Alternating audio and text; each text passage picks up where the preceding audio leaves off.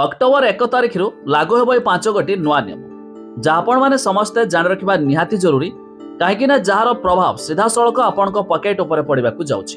आधार card, UPI, LPG cylinder, train ticket, pension ए संबंधी आसीगला आउ किछि नुआ नियम ए अक्टोबर 1 लागू होगा जाऊँगी।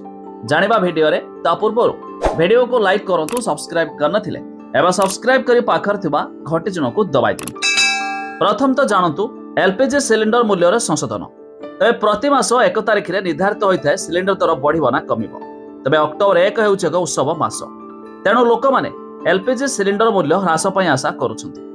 पूर्व मास गुड़िक कंपनी गुड़िक 19 किलोग्राम एलपीजी सिलिंडर मूल्य ह्रास करिसेंती। एथर 14 किलोग्राम सिलिंडर मूल्य ह्रास पाउछि। 2 रे हेउछि टिकेट नियम। टिकेट जालियाती रोकिबा पई रेलबाई टिकेट बुकिंग नियम रे परिवर्तन करिछि।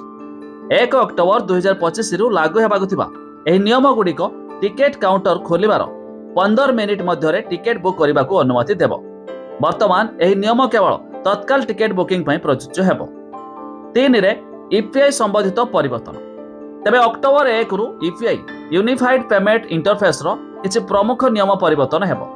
एनपीसीआई द्वारा जारी करा जायथिबा नूतन नियम फोनपे, गूगल पे एवं पेटीएम भली आप उपर प्रभाव पकाइबो। सबुठारु बड़ गुरुत्वपूर्ण हेउछि P2P कारबार वैशिष्ट्य को हटाइबा।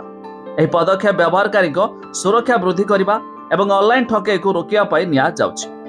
यार अर्थ हेउछि 1 अक्टोबर 2025 रु आपण आ यूपीआई एप्स रे परस्पर को सीधा सड़क टंका पठाइबार विकल्प व्यवहार करि पारिबे नाही। नेक्स्ट हेउछि पेंशन संबंधित परिवर्तन।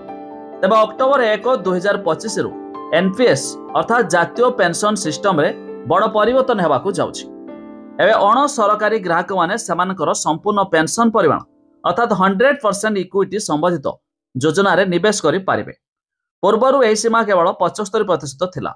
एहा सहित घरेई क्षेत्र रे कर्मचारी को मध्य प्राण खोलिया पय एक फी देबाकू पड़िबो। तबे ई प्राण किट रो मूल्य 18 टंका, फिजिकल प्राण कार्ड रो मूल्य 40 टंका, एनुअल मेंटेनेंस चार्ज 100 टंका देबाकू पड़िबो। तबे आपण केउ जिल्लारो वीडियो देखुचंती ता निहाती कमेंट करी जणाबे।